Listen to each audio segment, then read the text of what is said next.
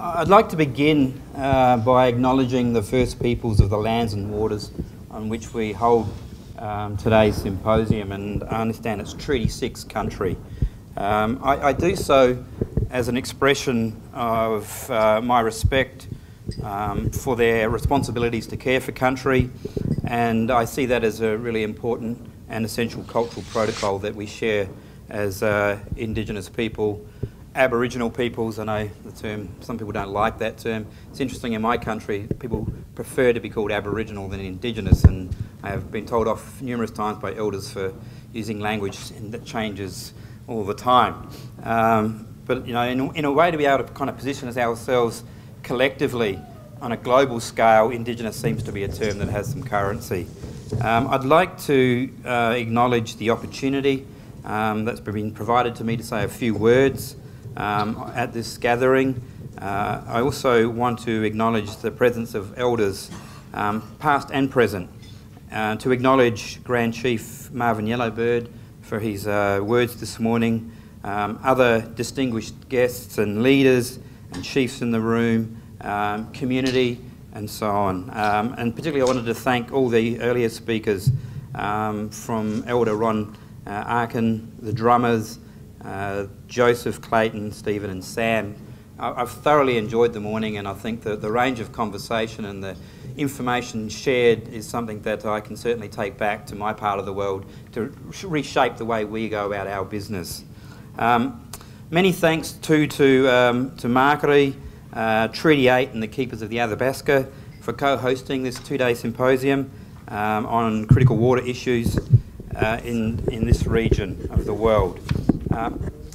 My talk is titled, as you can see, Caring for Country, which is our kind of term for land and water management. It's a term that's used across Australia by governments and by Aboriginal Indigenous communities.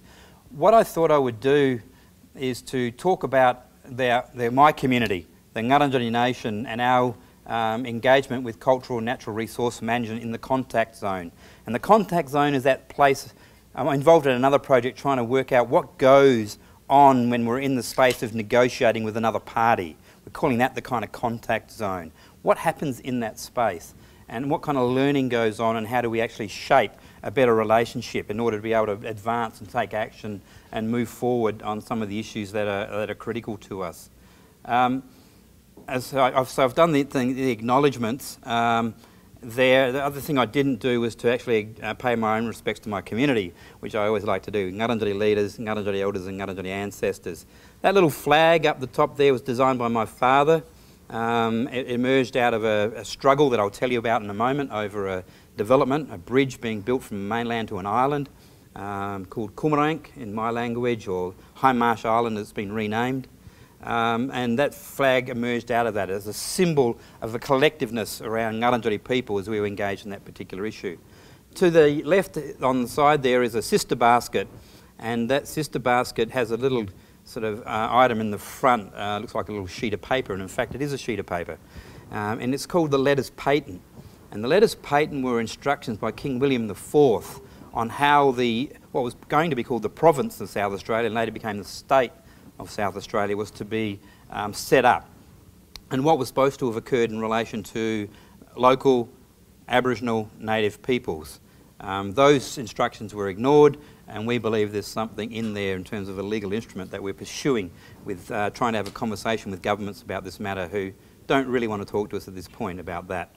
That particular image is from the front cover of a book which emerged out of a petition in 1923 that members from my community wrote to the Governor of South Australia asking the Governor not to remove children in 1923. It got lost in the government archive and the record, and in 2003 a researcher found it, and so we began to talk about this, and so this little story emerged, and we were able to publish it and begin to do that public education campaign that some people have talked about here today already. I'm Daryle Rigney, so part of locating myself and locating country is important. Makere gave me a bunch of titles that sort of don't know if I've always earned them, but I've somehow acquired them. I am here, and this is probably why I stuck this slide up, because for me, this is what it's really about. This is at a reburial ceremony that we were doing after we had repatriated some of our old people from overseas museums and universities where they were taken to be studied. You know, the missing link, those sorts of issues that was going on. We repatriated in 2003 300 of our old people from the University of Edinburgh alone, and another 70 from another institution at that time. This reburial involved 23. It's not a matter of digging holes in the ground and sticking our people in the ground. It's actually a process of saying which part of country are they from, because we need to return our old people to their country. And so it's a rather significant event. It was really important to us. We think we've got a 10-year program of just doing reburials alone, let alone the costs of doing that, which are quite expensive, and the governments, South Australian and federal, are not prepared at this point in time to fund those reburial process. In the background there, and this kind of signifies a blend of the old and the new, the traditional and the contemporary. So, you know, our practices go on, they shape and inform who we are as Ngarrindjeri people, but in today's world we also need to think about how do we create a future for ourselves as a result of all the kinds of things that have shaped our lives today. And you know, I'm not telling you anything you don't know about the project of colonialism and how that operated and what it's done to some of our communities. But I wanted to kind of have that in there because a lot of what I'm going to talk about is telling our story about how we got to position ourselves as to where we are today. What are some of the key learnings that we had as a part of that journey, and the way that we've had to kind of reshape the archive, colonialism's continuities, the way it kind of continues to represent and tell our story in particular kinds of ways that have actually been a problem for us as we've tried to build a healthy future. And water governance is but one part of that broader picture, as you would be well aware. This is Ngarrindjeri country, or Ngarrindjeri Rui, as we call it, Rui meaning land and waters. There are two elements to this. I've sort of marked them. There's in the blue and the red. That's all Ngarrindjeri country. What I've done for the sake of this map is there are actually two different native title claims to Ngarrindjeri country. There's a northern Ngarrindjeri and then there's a southern Ngarrindjeri nation. And so I mostly work in the southern region, the region that's in blue, and around the Coorong, Lower Lakes and Murray Mouth. And so this is where I'm talking to, so that you can get a bit of a sense of geography. Here again is another map to try and give you a bit of a sense of where I am in Australia. We're in southern Australia, the settled southeast, the place where we even today sometimes talked about as no longer existing as Indigenous people, because it was one of the very rich, fertile areas that was very ripe to be taken from us. Lots of water, lots of land, bird life, plant life and so on. Kind of strange in South Australia, because South Australia is probably the driest state in Australia, which is the driest continent in the world. But we're very reliant on one river, and that's the River Murray, which forms part of the Murray-Darling system, and I'll talk about that in a moment.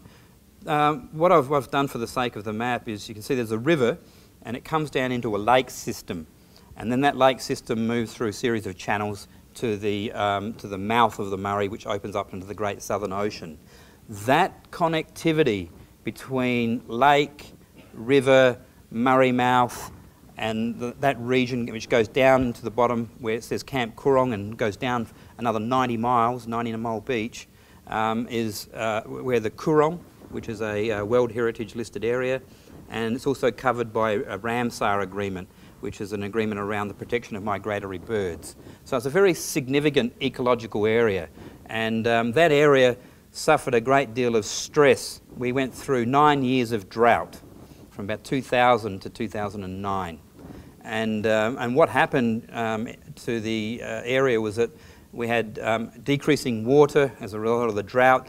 The lakes were shrinking. It exposed soils. So those soils were beginning to acidify, and the state government had to then think about what it was going to do to manage this particular environmental disaster that was headed their way. And so what we were able to do as a Ngarrindjeri is to be able to negotiate our way into the responsibilities that we have as Ngarrindjeri people to care for land management, water management. And I say that because unlike here, as I'm hearing, we don't have a treaty. Treaties don't exist. We don't have treaty rights. We don't have a national form of representative government. Most of the communities in the state of South Australia don't actually have governance structures. We do. They've had traditional governing structures, but we created a contemporary one in 2007. But most of the other communities don't. Some of them are now trying to follow the model that Ngarrindjeri people have put forward, but most of them actually work in community organisations. They may be youth organisations, women's organisations, drug and alcohol organisations, and so on. And they have that's the way the communities come together around these organisations. But they aren't structured up in such a way as to be representative of those communities when they talk to government. And so one of the things that we did was to rethink that relationship to be able to create a healthier future for ourselves. So this presentation really builds upon our effort to build a sustainable future. It really talks to the relationship, and this is in the language, Rui and Ruar. Rui being lands and waters, Ruar being body. So we talk about land, body, spirit as being one. So the land is living. The land is us. It's a cultural landscape. We are its body is us. And that kind of philosophy, that way of Ngarrindjeri conceptualising our connection to land, has been what we've been trying to educate government about for some time now. That as a result of that relationship, you can't compartmentalise the environment and land and water in such a way that you don't understand the connectivity of land and water to body and country. So you do damage to land, you do damage to body. And that kind of thinking is what we've been trying to do. And there is some movement now where governments are starting to understand that philosophy. And so what we've had to do is build our future around natural resource management, around cultural heritage management, water management and policy, native title, education, research, governance, thinking about economic development in that context, and cultural sustainability. And one of the reasons what we had to do that is because, as I said, we don't have treaties and other forms of being able to engage with government. There are really only two pieces of legislation that kind of force a dialogue, force a conversation. One of them is the Native Title Act, and the other is the Aboriginal Heritage Act, both at the Commonwealth level and at the state level. If we didn't have that legislation, there would be, other than the moral imperative, there would be no reason why government would have to speak to us on any of these particular issues. So, you know, thinking about how legislation works and how that actually can shape your future and what it actually offers you as a community is one of the things that we've had to try and engage from. So when you come out of a community that has no power, very little mechanisms to be able to engage it, you have to be able to think creatively about what you do, because it counts. You know, we are in a struggle, we are in survival for our future. So one of the things that for us, the key issue has been how to think about colonialism, its continuities, and the way it produces barriers for us to be able to forge a healthy community, a healthy lands and waters, a healthy environment, and so on, all the things that roll out from that. So, you know, why do we do this? I guess might be a question that's asked. And I think this particular, this is a NAIDOC week. NAIDOC is National Aboriginal Islander Day Observance Committee. It's a week of celebration of Aboriginal culture in Australia. And all the schools do it and they engage it and they do things to celebrate Aboriginal culture. This was produced in 2005. And I use it a lot when we teach about what we do and talk about what we do, because this is really the struggle. It's about how do we carry our culture into the future with the mainstreams rolling along at a hugely quick pace and shaped in such a way that it actually allows them to speed up. And we've got this cube that's not quite able to catch up, and we're carrying it, and it's difficult, hard work. And so it's how do we create our own little boulders to stick under that to help roll it along and make sure that we have a future along with the broader community. And this kind of sort of talks to that, you know, and that it doesn't quite fit. the mainstream, and that in fact it's easier for the mainstream to deal with us if they mainstream us, if they assimilate us. And of course, you know, we resist that. We struggle, we fight. We believe we've got something worth offering. We believe our stories are important. We believe our histories are important. We believe our community is important, and we have something to offer. So this kind of poster sort of picks up that sort of issue. One of the most important moment in our recent contemporary history was the issue that I talked a little bit about earlier, the building of a bridge from the mainland of a little township called Goolwa to an island, Kumarang, or Haimarsh Island. And the bridge was designed to increase access to the island for development, housing, and boat owners to go and float their boats and, you know, all other sorts of things that they want to do as a part of their leisure activity. It's quite a very popular area for retirees from Adelaide, which is the capital of South Australia. So a lot of money goes down into the area, holiday shacks and all that kind of stuff. And so the island, there was a ferry there, but the ferry couldn't get enough people over and quick enough, so they wanted to build the bridge. A group of women from my community opposed the building of that bridge on the basis of the importance and the significance of that site for women. And it was something that was very important to them. So they tried to engage government and in fact got the federal government to put a 25-year ban on the building of that bridge at that time. A smaller group of women from my own community said, we don't know those stories, we haven't heard those stories, and by asking those sorts of questions, what they did was open up the debate about whether the larger majority group of women were fabricating knowledge, cultural knowledge around that site in order to stop that development. And of course government saw that as the fracture point and they went for it and they did it. And they fractured the community. They asked questions and they questioned our cultural authenticity around that site for that group of women.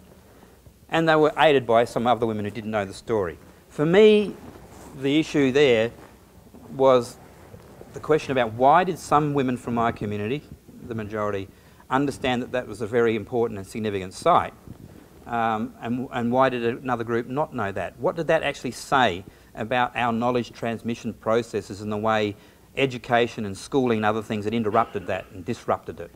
And we actually had to do something about that as a community. What happened to cut the long story short, the state government and the developers challenged the federal government decision. They turned back the 25-year ban and opened it up. The bridge got built. At the same time as the bridge was being built, there was a royal commission held as to whether Ngarrindjeri women fabricated knowledge to stop the development. The women who asserted knowledge around the site refused to cooperate in the Royal Commission, so didn't give evidence. The Royal Commission went ahead anyway and found that we were fabricators and liars and so on, and that was the headlines in the local paper: liars, liars, liars, fabricators and so on. And it's become a huge issue in Australia. It's actually, I know it's taught internationally, because what this issue brought about was that the federal government, and in the end, because they were painted into a bit of a corner themselves, set aside the Racial Discrimination Act. It didn't apply to this particular, so they bounded that area, you know, and with some coordinates, and they said the Racial Discrimination Act does not apply for this particular area. The only time it's ever happened in the country. And so that's, you know, an ongoing sort of conversation in legal circles around why that happened and occurred. Part of the issue was that people didn't really know what was going on. You know, so you've got some thinking about, this Haimarsh thing, the rednecks can't grasp Aboriginal religion. You've got something going, I think it's about the empowerment of women, because this vernacular came into Australia and speak about secret women's business. And then they built boats that go in yacht races and they call them secret men's business, and it all kind of emerged out of this. Somebody else talking about, it's really about the special relationship that Aboriginal people have with the environment. And you've got the person down here thinking, who doesn't really care, he's talking about what's on the menu for dinner.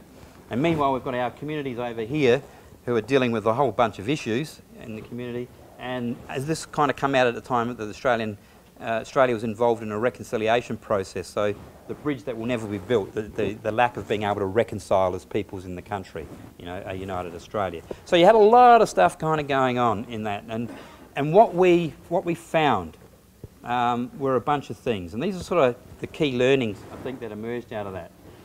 We learnt about the power and control that the state has. Because when the state wants to get angry with you and they target you, look out. They are all powerful. We learnt that we didn't and weren't organised and didn't have the structures in order to be able to resist well enough. And that we needed to do something in order to be able to to facilitate our agency to the issues that we were faced. We learned that legislation did not protect our interests.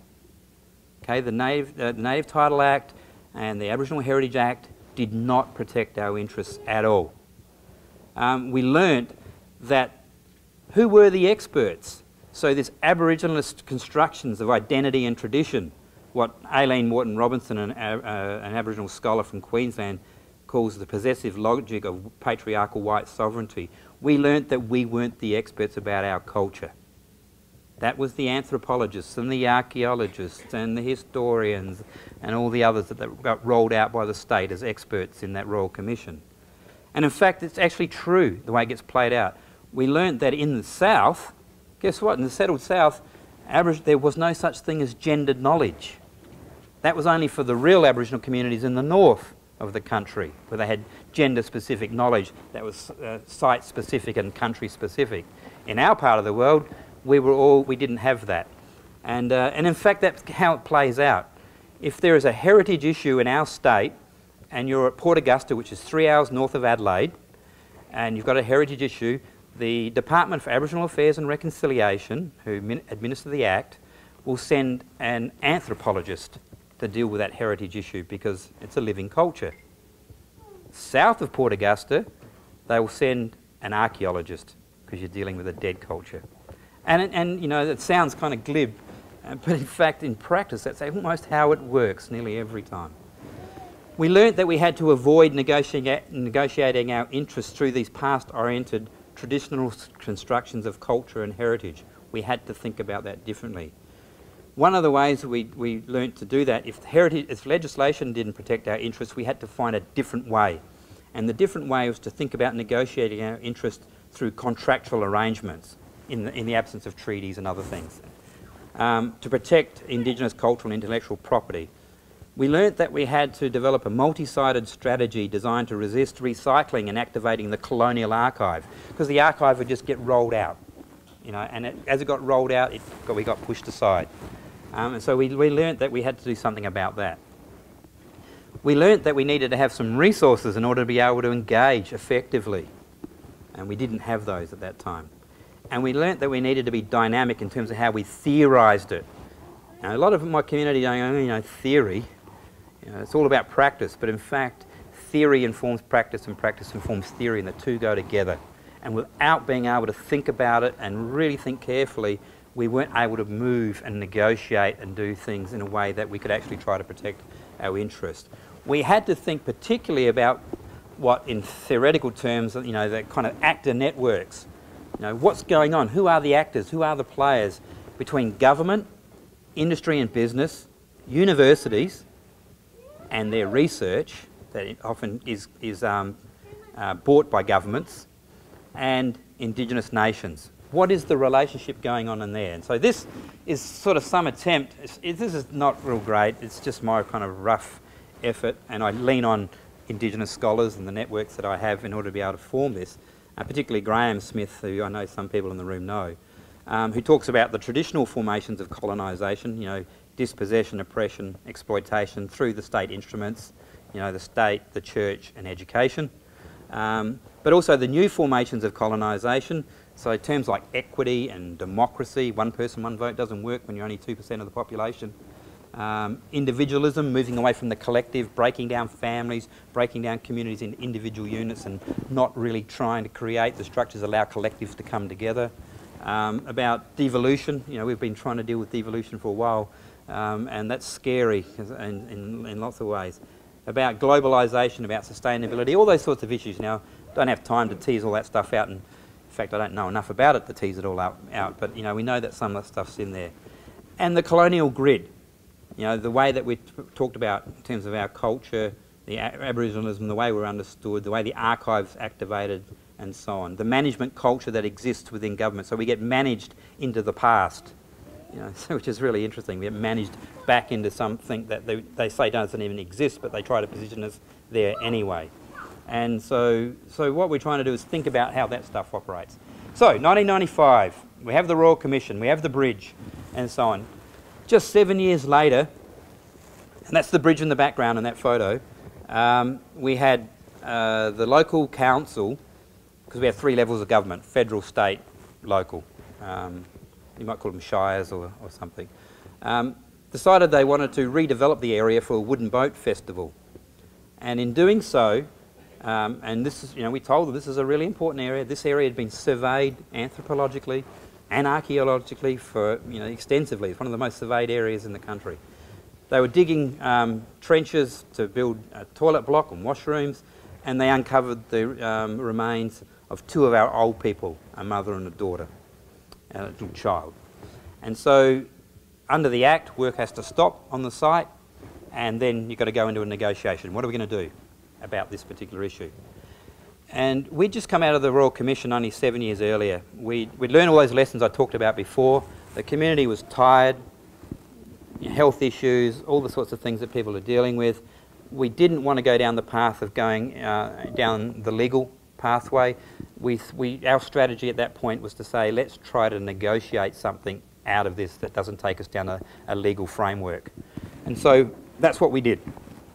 We negotiated an agreement, which is the other side to that. That agreement gave us some things that enabled them to begin work and so on. Enabled us to do some things. It was the first time we had an agreement with the local government.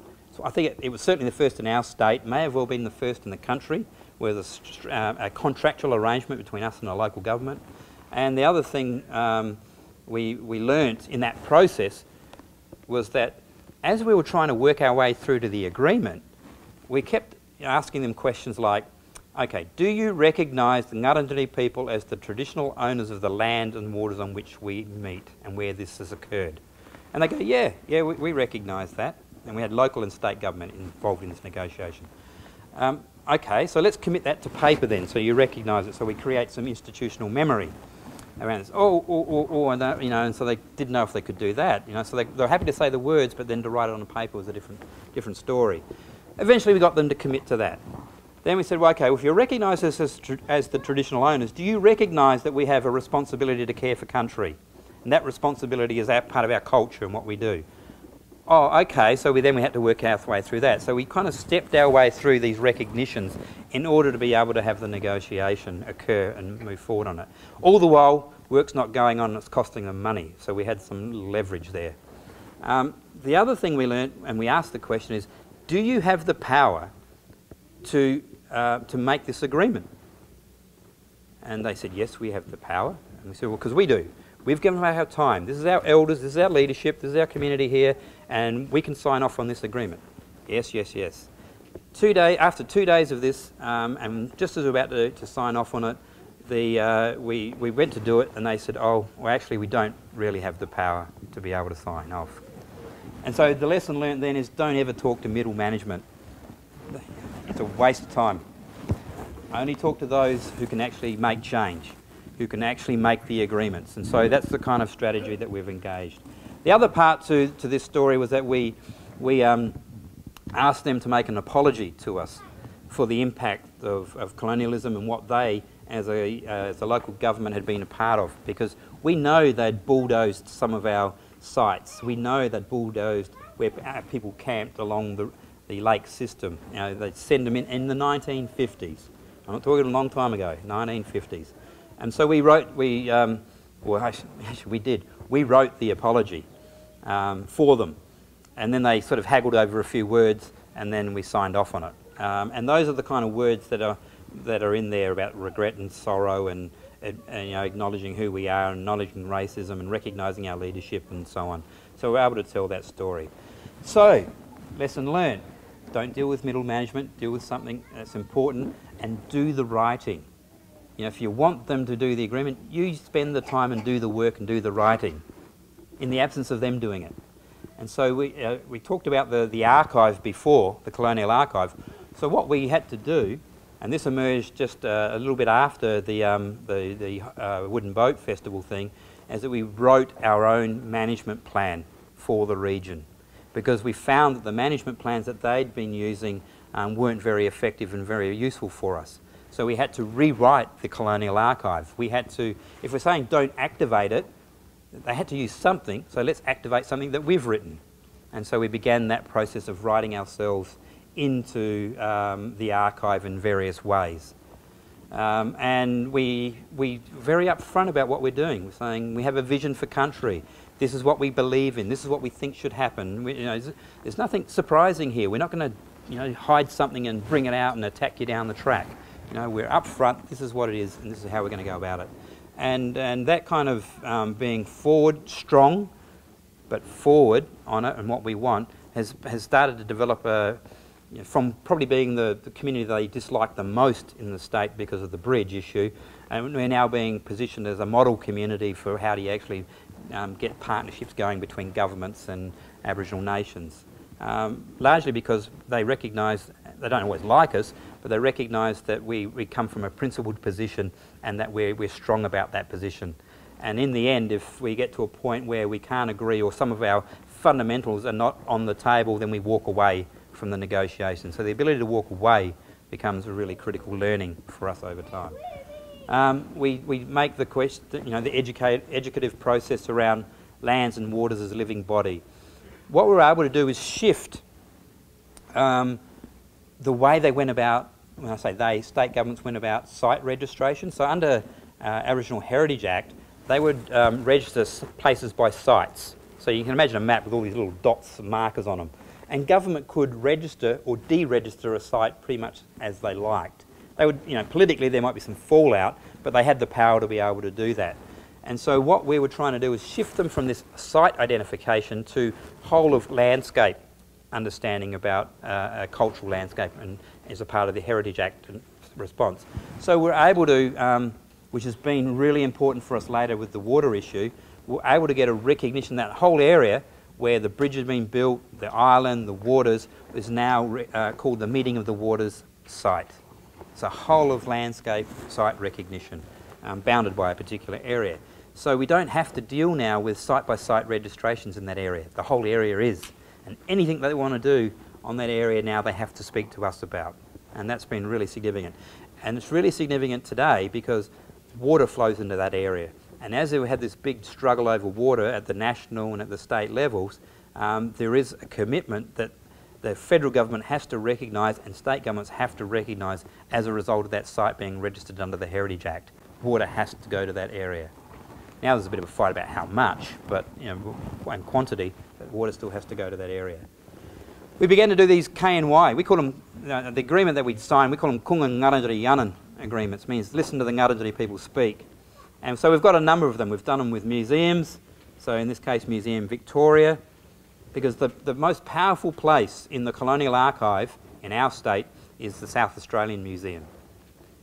It's where the experts all sit. It's where they all sort of say, yeah, they have culture, yet no, they don't have culture. They make those sorts of judgments.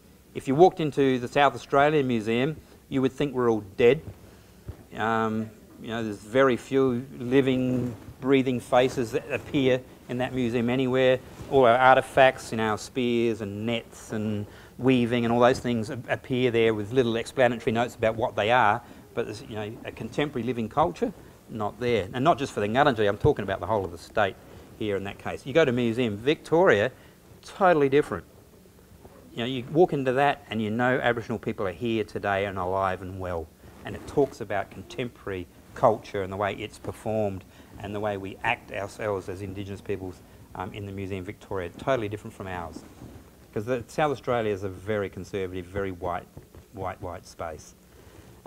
We've been doing these things internationally as a part of our repatriation program. So here we're in the Royal Albert Memorial Museum with one of our cultural leaders and elders. I call him the Minister for the Culture and Arts, and I know some people know Uncle Moogie, Major Sumner, and he's very significant as part of that process. So what we've done is try to think about how do we protect our culture and our intellectual property through agreement making that ends up in a contractual kind of an arrangement. And one of the really interesting things that comes with that is to think about what does that mean when you bring in those, business and industry, universities and government into play with one another? And it's really important because the question of intellectual property and knowledge becomes really important as a part of that struggle. And so what we've done in terms of trying to think about how do we manage that space is to separate out intellectual property from cultural knowledge whenever we go into an agreement process for a research project or whatever it might be. And we say, you bring intellectual property, that's yours.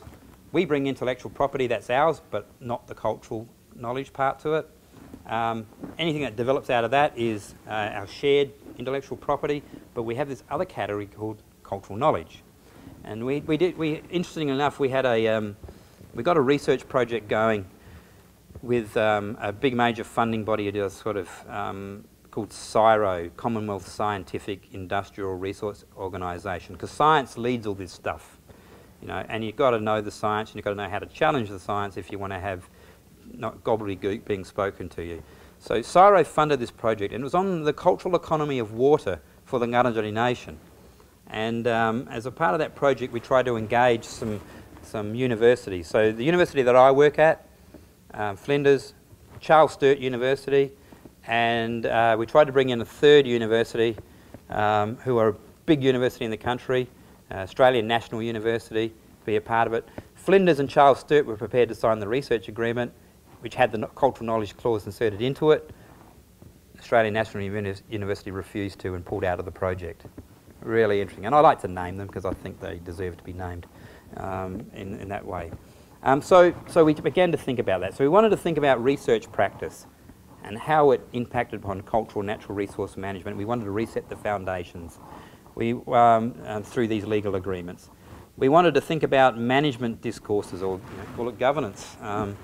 The way development, environmentalism, tourism and heritage management appear to have different sort of ideological positions, but often they impact on Aboriginal people in much the same way. They are, in fact, management discourses engaged in a process of mapping us into existence and mapping into existence a new, fundamentally white nation, where Indigenous peoples are transformed into tourism objects, objects of heritage interest, or indeed relic populations of the past. And so we actually had to think about the way this management discourse in these really key areas that affected our lives was shaped, and how we might disrupt that, unsettle that, change it, do that kind of work. So we began to ask a whole bunch of questions about research. I won't go through them all, but how do governments decide what is important in terms of research?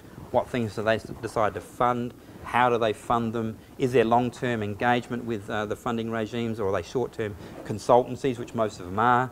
Because you get short-term consultants that come in and they tend to be under the pump to deliver something. That's an Australian vernacular, means under pressure in order to be able to produce the report. They often don't go very far back into doing the work in the archive. They do surface level kind of desktop kind of research, and they just reproduce what's been there before.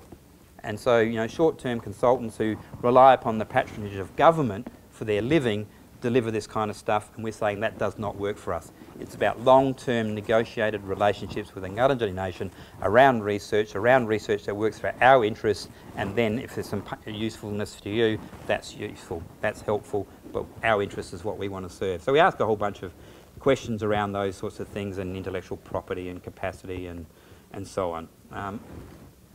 So the contracts, the model contracts. This is a bit of an example of those contracts and how we've inserted cultural knowledge. So what's IP and what's cultural knowledge, how we sort of locate it within it. We have to have these interpretation clauses for them and what they are. And we're very lucky. We have working for the Ngarrindjeri Nation a lawyer who came into us just after. He's actually one that worked on the Wooden Boat Festival, that first local government relationship, that K&Y agreement. Pro bono, so he's was pretty much for naught for a long, long time. He makes his money because he's involved in biotech and supporting that in terms of his legal work around the Women's and Children's Hospital in Adelaide. Makes enough money on that to then devote some time to us. We're now in a position where we can start to pay him a little bit more, but his background is commercial law and intellectual property, so we lucked out in vernacular. We developed the cultural knowledge clauses, and this is an example of those. Again, I won't spend a lot of time teasing. I'm more than happy to share the presentation or share if you want to know what we set up as in our cultural knowledge clauses. We have some things, if they don't agree, we put these sort of things in there that actually make it work, and we have dispute resolution things and other things that go on. So part of this then has been about thinking about research in terms of project assessment and engagement, thinking about what resources need to be there, what are the implications for the Ngarrindjeri Regional Authority, our governing structure, what is the proposed legal agreement that will frame that project, what are the opportunities that it presents to us, what needs to occur in relation to ethics and ethical practice, and all of that bounded by those things about being traditional owners, acknowledging our cultural and intellectual property, our cultural knowledge, and recognising our need to care for country. So you can see how this kind of weaves back on itself in that sense.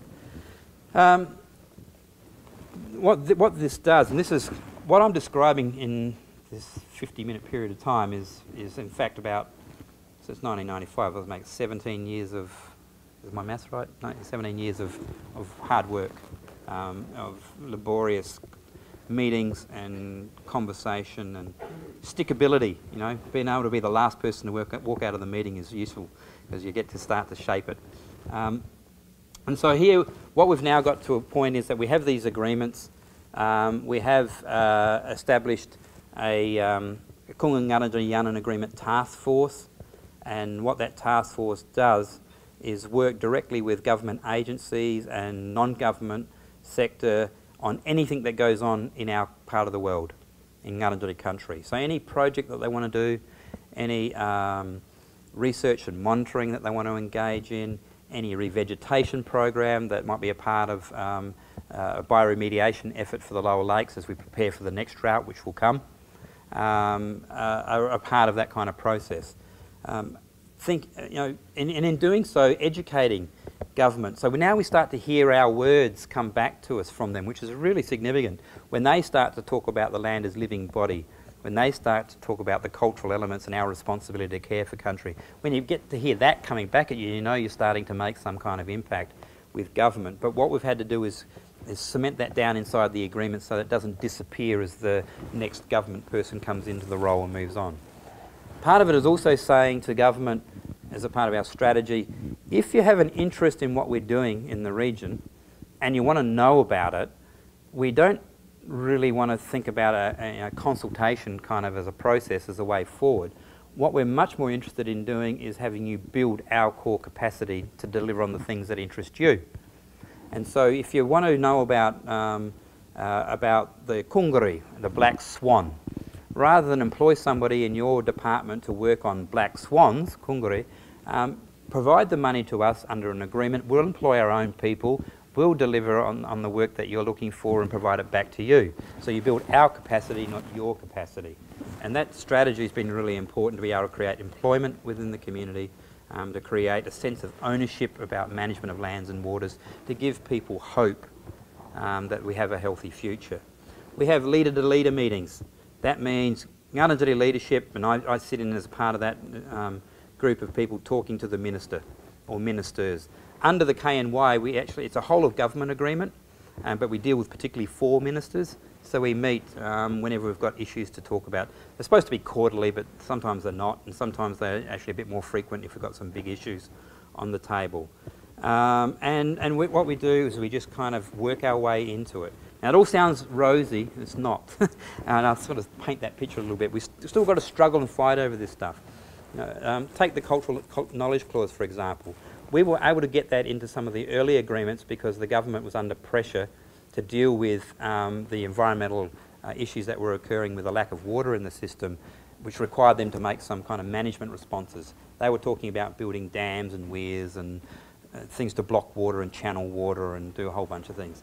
And they couldn't do that, though, under the Act without our agreement. So we actually were able to hold off. And whilst we did damage to ourselves by not immediately wanting to do things to repair country, what we're able to do is use that to force them to speed up their negotiation process and not wait us out. And so now the cultural knowledge clause, now that we've got water back in the system, is that they're trying to water it down and take it out of the next range of agreements. So, you know, it's constant sort of movement back and forwards and struggle, but nevertheless we've got it there. How are we going with time, Murphy? Okay. Real quick then, this is the particular water issue that I wanted to talk about. What South Australia did was it wanted, and it was a sort of an initiative of the Premier of the state, it was kind of his little hobby. He was bringing in thinkers on a whole range of issues, from, you know, health-related thinkers to information technology-related thinkers and so on. And that often the thinkers would come in, they'd do a residency in our state, they'd talk to people, find out what the issues were about whatever they were doing, and then they would do public speeches, give, you know, seminars, and they would write a report with recommendations to the government about how to sort of deal with that particular issue. We had one in 2004, Peter Cullen, thinker in residence, doing water challenges for South Australia in the 21st century. Mike Rann, who was the then Premier, who's now moved on, writes in the foreword about water being fundamental to life and da-da-da-da, you know, blah, blah, blah.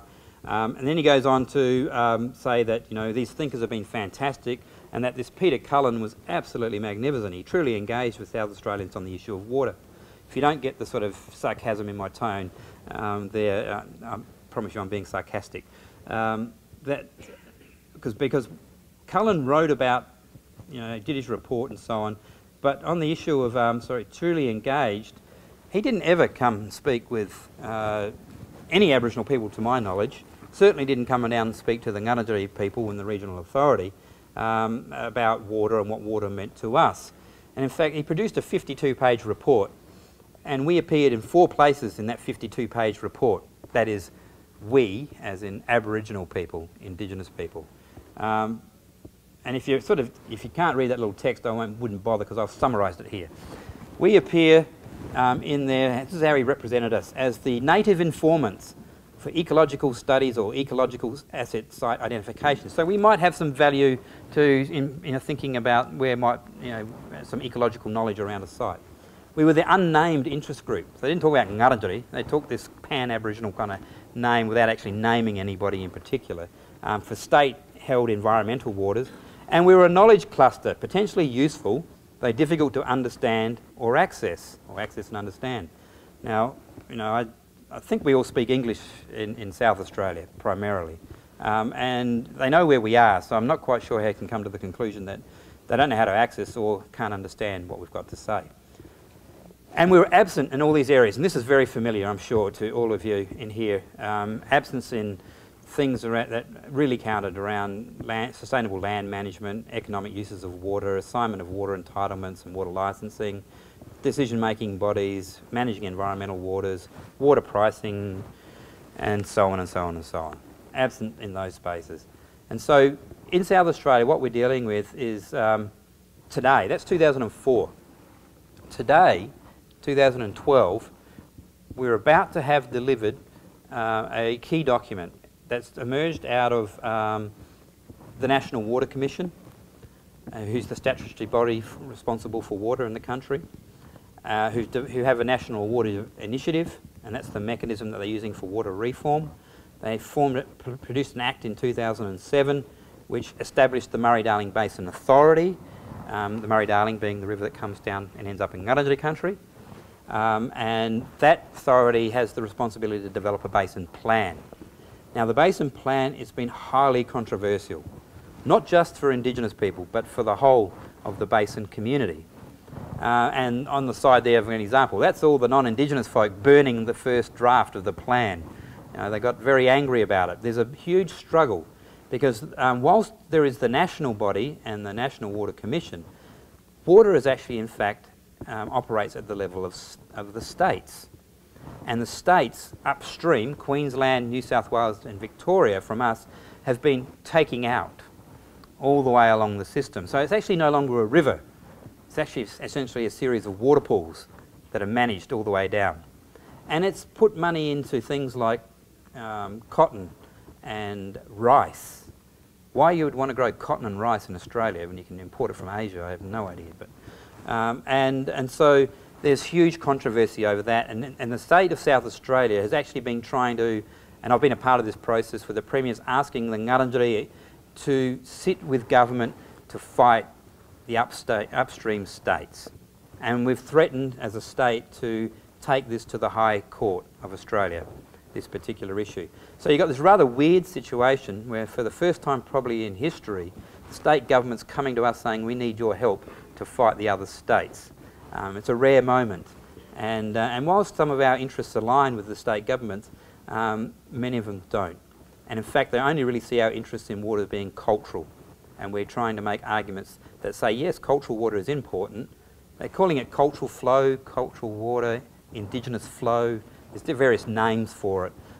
So whilst that's useful to you, we have other interests in water, but they don't want to talk to us about those. And that talk earlier about licensing and all that kind of stuff is very reflective of our situation. The Murray-Darling Basin Authority has set up two bodies to engage with, Indigenous engagement.